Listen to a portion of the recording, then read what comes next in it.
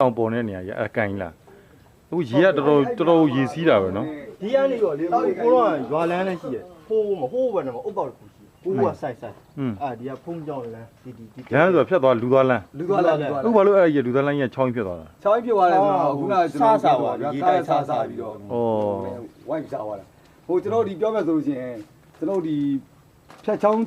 သူကငကိုတွေကအစီအစဉ်ရှိပြီးသားအဲ့တော့ဟိုနေဟိုကတက်လိုက်ဒီကတက်လိုက်နေအဲ့ဒါဖြတ်ချောင်းရင်တော့ဖြတ်ချောင်းကိုရဘုန်းကြီးဖြတ်ချောင်းဖောက်တဲ့ခါမပေါက်တာဒီချောင်းဘယ်ကိုစီးဝင်တာဒါဒီချောင်းကိုနေလေမြို့ချောင်းပဲမောချောင်းလေ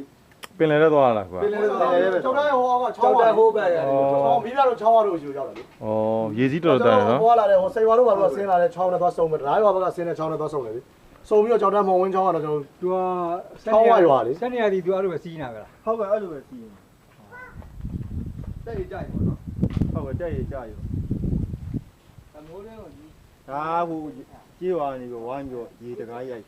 ဘယ်ဟာလဲဒီအောက်မှာအောက်မှာရေတကားရှိတာရေတိုက်မစားအောင်ပေါ့ရေတိုက်မစားဘူးဝါးနေရိုက်တိုက်စားပြီးတော့ပြိုသွားတာပဲခဏခဏရိုက်ကြတယ်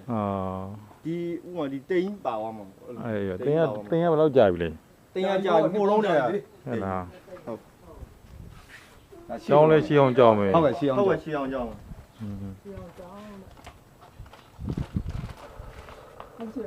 အဲ့ဒီကော်ရီတာအဲ့ကနုတ်ကလေးဆိုတာရှေးဟောင်းဟိုနှစ်တရာလောက်ကကျွန်တော်တို့ဒီမှာဖဲတောင်းရှိတယ်အဲ့ဖဲတောင်းကဟိုဘိုးရဲ့အထဲမှာလည်းရှိတယ်ရှေးအောင်